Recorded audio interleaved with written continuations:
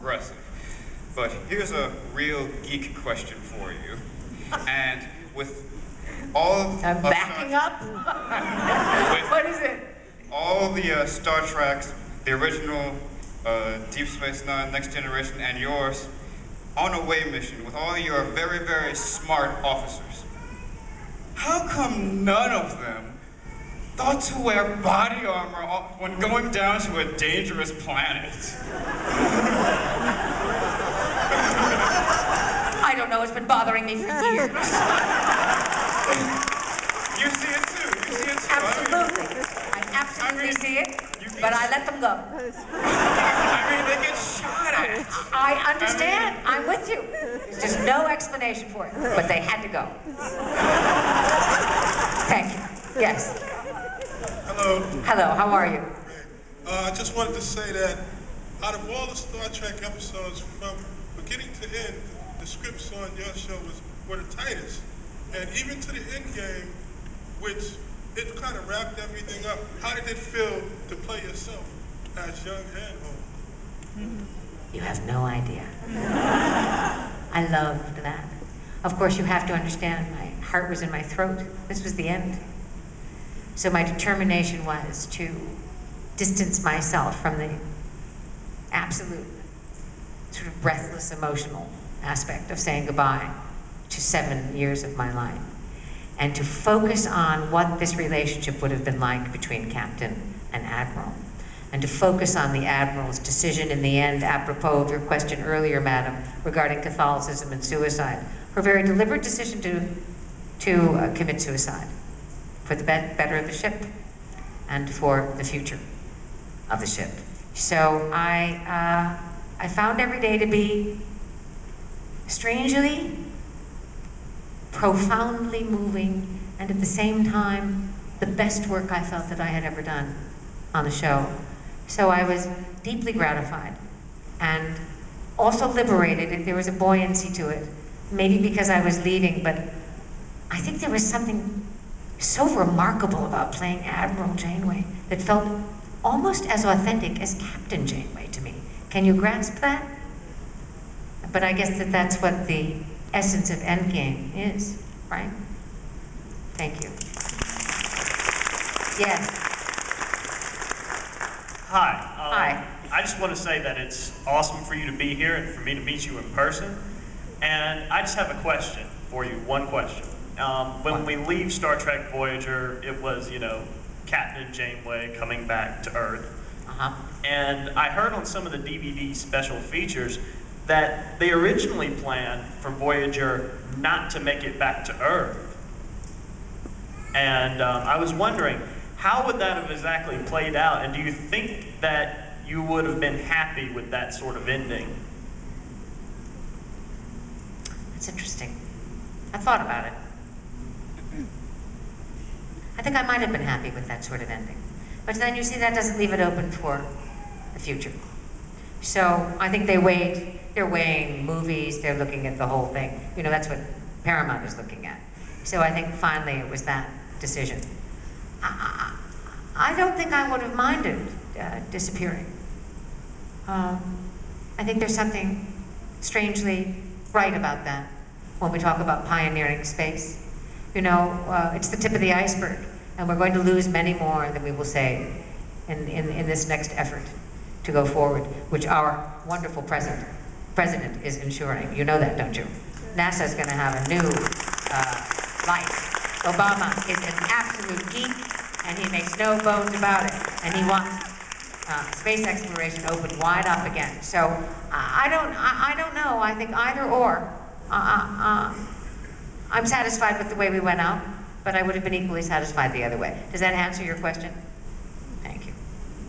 Thank you. Yes.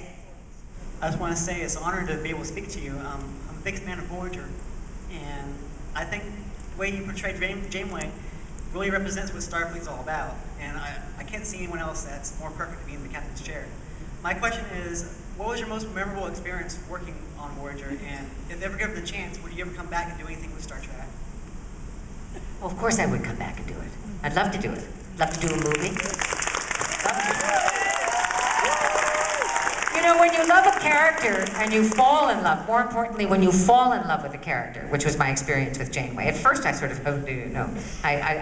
you resist that character because you know that she's big, very, very big. So there's resistance, and there's even a little bit of, what's the word I'm looking? A little bit of hostility, and then slowly, but surely, over 7 years, you fall deeply in love.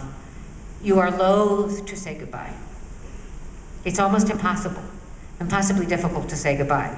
So whereas, and somebody else brought this up a few minutes ago, some of the others may have been happy, I think of her, I remember her with a great poignancy. There's a hole. So my memory would be that feeling of slipping into that suit every morning at 5 o'clock, 5:30, and feeling like it was my second skin, and striding to that sound stage with her stride, no longer mine, and greeting my crew with her love and equanimity, not Mulgrew's. And that complete switch was delicious to me, and I'll miss it until I die. That's a great thing, to have somebody for 7 years who you love so much, who is your character, right? Do you understand? This is an artist's thing. But thank you. Very nice question. Thank you. Yes. Hi, Kate. My name is Francisco. First of all, I want to say that your ability to act is just sheer genius. Okay. Second of all right. Are you the one with the beautiful Yes, hair? I am. I was gonna mention it, but Oh, turn around and let everybody see your beautiful hair. I was signing an autograph and saying, where did you get that hair? Where are you from, Francisco? I'm from New York City. No, where are you from? Oh, well, Bronx. No, from. Your people. Oh, Francisco. I'm Hispanic. You're Hispanic, yes, but Mexican, Guatemalan, are you Spanish? I'm Puerto Rican. Puerto Rican. Yeah. Okay, good. Very handsome. Yes. Question. Thank you. And thank you for remembering me. Okay, first of all, with everything that's going on in this world today, as far as children are concerned, okay, as far as the youth, taking the extra step to do things of things that aren't correct, okay? What do you mean? No, you have to be specific. What do you mean? Because all children, by their very natures, do things that are not correct. Things of a violent nature, okay? Shooting, drugs, stabbing, drugs, promiscuity, sex at an early age. Yeah, what? Disrespecting the parents, etc., etc. Yeah. With the ability to portray what you have, as far as science is concerned, as far as your role, you being the first female captain, which by the way, you were the best captain, hands down. Do you have any future roles that you wish to play that might gear these children away from those things and more towards science and mathematics? The world is the world, Francisco, right? Okay. The world is the world. I think that, I hate to keep alluding to our president, but Obama has it right. Well, we're not talking about Obama. No, we're talking about education. Right. Everybody has to... I can act up a storm, but if the kid isn't in the seat learning how to read, right, he's never going to understand anything. Right. So it is the duty of our government to provide an education for every single child who is brought into this culture. And that is what this administration is going to try to do, that the previous administration so screwed up. Education is the key to liberty. Education is the key to everything. If you don't know how to read and you don't love to read, you cannot know who you are. I agree with this. All right, that's it. Okay. Okay, Francisco. You take care. Thank you very much. Absolutely gorgeous hair. You take care too. Okay. Hi. Hi. I just want to say thank you for being an inspiration to me, because you were. I have to come over here and see